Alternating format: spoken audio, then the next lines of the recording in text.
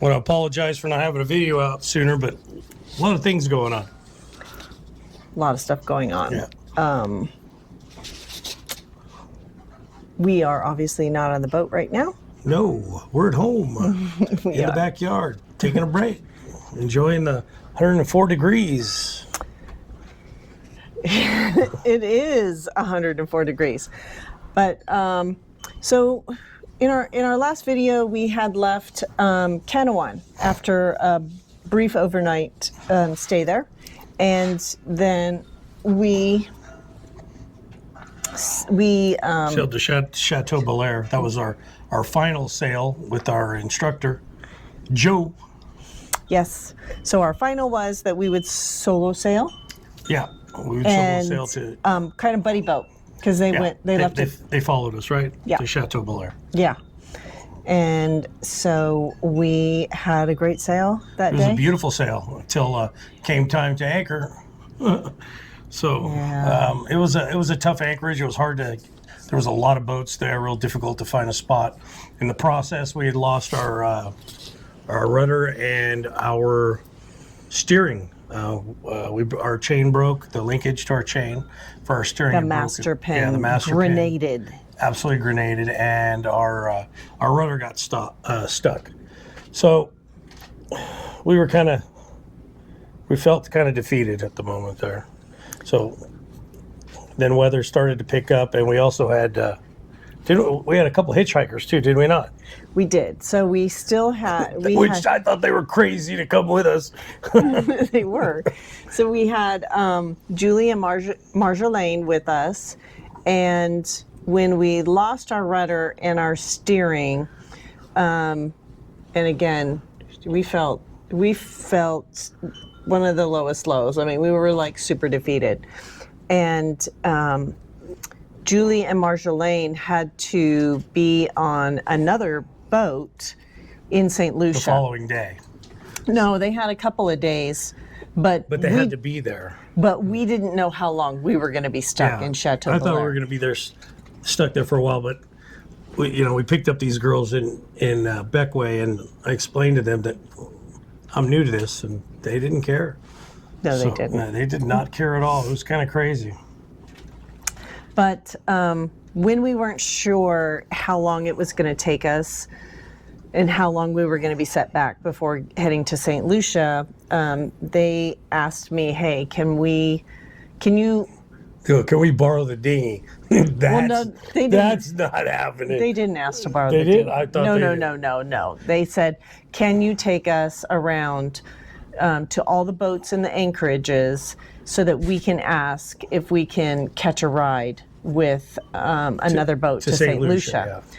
So I was like, sure. I didn't want them to be delayed any more than they possibly had to be. So me and the two girls jumped in the dinghy and we started going around boat to boat. And everyone was like, no, we're here for a while, or we're going south. And while she's doing that, I'm like, we're screwed. We're going to be here for a while. This is not the place where I want to be stuck. Yeah, and so, you were doing your best to try and troubleshoot the situation while I was out. We did go to the dock, and I actually recruited some people to come give us a hand in unsticking the rudder. I figured I'd get some people up there on the wheel and somebody underneath at the rudder, and between us all. With the rudder and the tiller. Yeah. With the emergency tiller, all of us were able to get it unstuck. It was pretty much jammed up in there. So yeah, so when the pin broke, the rudder slammed hard, right? Slammed hard and got stuck. So it's crazy, but yeah. With everything that happened with the boat from day one, it was just so disheartening. But go ahead, finish your story about the girls. Okay, so back to the girls. I'm going around boat to boat. People are saying, no, we're not, we're going south, or we're staying for a while. Went to this massive catamaran. Guy comes out. I thought he was American. And the girls are asking him, and he said no, they were going south. And I just kind of threw out there, hey, you wouldn't happen to be a boat mechanic, would you? And he said, why, yes, I am. Yeah, it runs in the family. And I said, oh. And he said, well, what's the problem? And I said, oh, we have this rudder and steering issue. And he said, well, I'll come take a look. I just asked if he was a mechanic, and he volunteered to come and take a look. So I continued on asking the girls. He shows up at our boat and starts helping Nick. Well, actually, he shows up and says, let's take a look. So he just took it quickly. He's like, yeah, I can fix it. I was like, what? He's like, yeah, we can fix it. So he went back to his boat, brought back some Dyneema, and I had a few things that we could use. And what did it take him? He spent 2.5 to 3 hours working on it. And I mean, even dove down, checked the rudder, made sure it was lined up, came back out, jumped back in a lazarette, made another adjustment. I mean, he didn't have to do what he did. Right. And he spent 3 hours of his time helping us, and he refused to take a dime. He refused anything that we offered him. He said, no, it's not a big deal. He's from Antigua, and we just kept saying, we'll make it to Antigua, and we'll meet up with you and have some beers. Yeah. But had we not had those girls on our boat, we never would have connected with Sammy. And so, God works in mysterious ways, and he was watching out for us. Yeah. So we were definitely blessed. So we got it fixed. He got it fixed. He wanted to. The next morning we left right away, or was No, it? we left that afternoon. Oh, we left that afternoon. It was 12. So because we had to get to St. Lucia, I checked the weather. Everything seemed to be fine. So off we went, and sure enough, headed to Soufriere. Yep, Soufriere, and then we got hit by a squall. We had probably 10 to 15 foot. We had some huge swells, at least 10 foot swells. And then we had 20 to 25 mile an hour winds, and it rained just nonstop, big old, the most rain I'd ever seen in my life. And that was probably the last 10 miles. Oh, and a bottle of rum. I'm just fucking around. Sorry for that, lady. We're 10 miles out. So we got everything situated, and we had to motor sail. And I had never been so scared in my whole life, because all I could think about was the steering and the rudder, and that it wasn't going to hold. It was, granted, he had used Dyneema, but I was And he said, it's a temporary fix, you don't have to worry about it. Right. But I was worried to death. We were. We're out here. There's nobody out here. We could lose our steering and then be really screwed. Well, because the swells were massive. Yeah. The swells were... It was crashing over the onto the deck, and I just... We were surfing, man. Yeah, we were up surfing. This is all new to me, and... Yeah, we just graduated. And hadn't really ever sailed in any bad weather.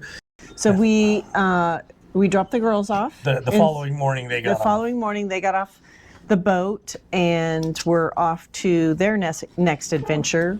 We spent the day in Soufriere. So I had a really good dinner. Yep. I can't think of that. What was the name of that restaurant? I don't remember. So today's small victory is this little girl right here. We went over 24 hours without going to bathroom. And then first thing this morning, I put her down on the astroturf, and she did her business, both businesses. So it's considered a huge victory. And so then from there, we bailed out the following day, and it was right around the corner. We stopped off. Somebody had told me, you have to go to Marigot Bay. And we were not. It was not on our radar. We were like, no. Yeah, we'll go to. But they were like, you need to treat yourself. Yeah. And we're like, I don't know. treat ourselves? Do we really need to? Our plans had changed, and my whole program was to get to Rodney Bay, stay the night there, then bail out the next morning and get to Martinique. So we could get the repairs all the repairs done. So we had made some calls, other people. Right. But anyways, we spent a couple days in Marigot Bay, and it was such a great, it was an incredible stay. Probably one of the best things that we did for ourselves. We did the all-inclusive. Check it in at the Marigot Hotel. These girls are telling us the food is incredible. What was your name? I'm Vicky. Vicky. Mandy. And Mandy. All right, they're taking care of us. All right, so we're doing sushi. So we're doing the all-inclusive, okay? So we're gonna go party. Okay. Okay. Okay. Okay. Stop it. Okay. What's the name? Adcon. ADKON. The one that over here before. Nope. Is it private? Who's that chick? That hot mama. Hey. It's getting cold, sun's going down. Yeah. These are our new friends. These are public safety people, and Andrew. Harvey. And Harvey. I know Harvey. Cool couple, Andrew and Harvey, and we hung out with them for a little bit. This is where all the magic happens. Big smile right there. Send me a bit. Yes? All right. You're welcome.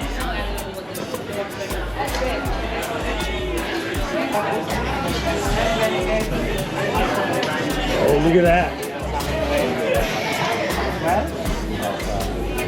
Looks good, brother. Oh yes, everything is good.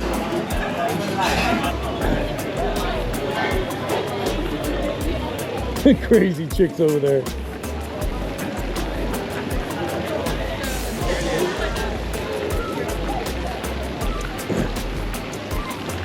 Look at this. Yachts. Deb's gonna use the bathroom. These are really nice bathrooms. Eat and drink and pool and Just party. So there was actually a bunch of super yachts there, and so all the crews were partying along around the pool and drinking, and we got involved in that, and it was crazy. It's such a beautiful place. I didn't even know you could get in there, and then it just opened up into this absolutely cool little paradise. But the kind of cool thing is that you have access to 4 or 5 restaurants with the all-inclusive. Right. And in your time frame, which our time frame was 11 to 5, you can eat and drink as much as you want. And go to any of the restaurants. Any of the restaurants. The day after that, we stayed 3 days. we stayed 3 days. Okay, 3 days. And then it was that time to move on because we had to get to Martinique. But most important, we had to address the steering and the rudder issue. And the rudder issue. And then there was all kinds of other little issues. So we had to get our davits done and our arch because those had broken. What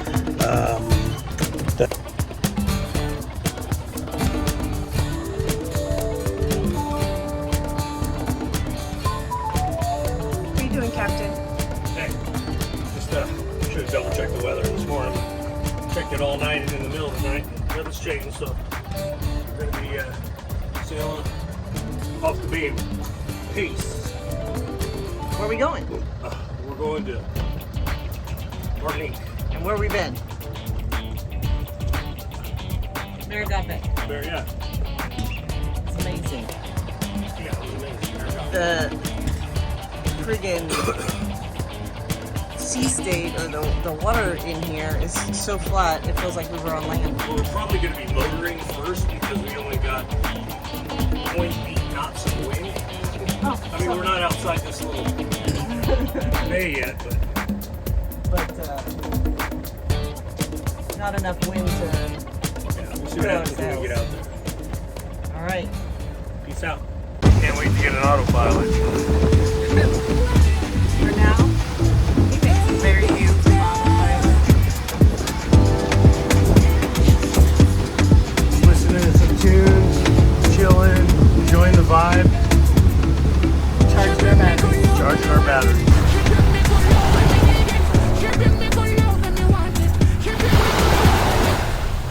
So was a good sail. And then since we're hand steering, Debbie said, "Hey, I'll give you a break." So that was cool. So I went ahead and took a break, laid down on the bench, and then she's all, "Hey, something's not right." I told her, "You're tripping." She's all, "No, something's not right." So I got up, I grabbed the steering, and it was definitely not right. And so I told her to go ahead and grab the emergency tiller again. Once again, she pulled it out of the lazarette, and we pulled the cap off the rudder. Off where the rudder is to install the emergency one, and it was just floating. And it was just kind of bobbing around. So we had lost one of the spacers or the cap sealer. I don't know what it's called, but anyways. So at that point, I was really losing my marbles, but we kept it together. She gave Sammy the legend a call, and he said, "Do you think you can hammer that back in?" And I said, "I'm going to give it a try." He's all, "Well, most likely you're going to have to loosen your steering again, and then get that in, and then get back in there and tension it back up." Well, to get into that lazarette again and to pull everything out, I was like, "No, I'm gonna hammer this damn thing back in place." So I was able to get it back in, and then we dropped a couple screws just to keep it from floating back up, and boom, we were solid, and we were able to sail to Martinique. Just another sailing event that scared the living shit out of me. We were again 15 miles from Martinique, which really isn't far if you think about it. It's not far, but in a sailboat, it is so far. Well, it was terrifying popping that top off of that and just seeing our rudder floating around in there. Yeah. And realizing if for any reason at all that rudder gets free, we're sunk. Well, we are done. It's a floating. It's we all know it's floating, so it doesn't do that. But just the whole point, if I couldn't get that cap back on or get the screws in, the chance of losing that rudder were just getting more possible. Yeah. And not having steering. Yeah, and not having steering. Anyways, we got it handled. We were able to fix that situation, and we ended up getting to Martinique. We got in there and we anchored, and again, more rum because we're safe again. Because we're safe. And then, there was rum. And we're evaluating this, going, is this really something we want to do? But believe it or not, every time you come into a situation like that, you want to quit, but in reality, it makes you stronger and makes you want to keep going. Here we are, Martinique. There's the beaches over there. Because we did not take her to shore in St. Lucia as we did in Porter. And very, very, very, very strict rules, and so we just chose to leave her on the boat. But she gets to be wherever she wants here in Martinique, and we're pretty happy about that. Well, here we are. We had to go in and have them go over our davits and our truss, and he gave us a plan and a design, and I'm really pumped. I think it's going to work. So he was a great guy, German guy. Him and his wife own this welding company. I can't What's think the of name of the company? I don't know. What is it? I don't know. There's an X in it. Yeah. All you gotta say is the German guy, and everybody go, "Oh yeah, we know that dude," because that's what they told me. Go find the German guy. But anyways, so we went and did that today, and first time I ever med-moored, and I am so pumped that we did not videotape that. That was a shit show. But anyways, so we got through it, got out of there. Our buddy John showed up. Yesterday, John came. Yeah, he came yesterday, but today he went with us to the mid-mooring. Thank you so much. And then he came over when we went to leave our first anchorage. And our chain, the guy next to us, when he came in the day before, he was all over the top of our chain. So that was a shit show. And it was incredible that he was here. The guy has so much experience, 30 years sailing. He was there. He taught me so much. He teaches me stuff every day I'm with the guy. Other than that, here we are. I'm feeling pretty good. I've had horrible feelings for the last, it's been a roller coaster ride for the last couple of days, but I can honestly say I feel really good. Had a great dinner. We had are we're closer to land. Yeah, we were closer to the harbor. We had not the harbor, but we're to the marina. We had sausage made here. We had this incredible rice and mussel seafood dish with the sausage, and of course my wife's garlic bread, which I don't think anybody could ever beat. And then of course before that, me and John got a little shit faced. Other than that, we're doing great. We're hanging in there. We got a few things that need to get done. Got a guy, electrical guy coming tomorrow. We've got stuff happening. Peace. Anyway, so that was it. We got to Martinique. The one thing I did like about getting in there, check-in is a breeze. Check in. Yeah. What you don't even have to go in. You don't have to, Yeah, you don't have to go in. but you do because you need the stamp for when you leave and all And that. they good don't care stuff. about you having dogs. No, I made sure I had all the paperwork. Anyways, They didn't ask for we're any gonna of go it. ahead and leave it at that. Next video, we got more stories. Yeah, we do. Right. Yep. Peace out. Peace. Like, subscribe, comment, and turn on notifications.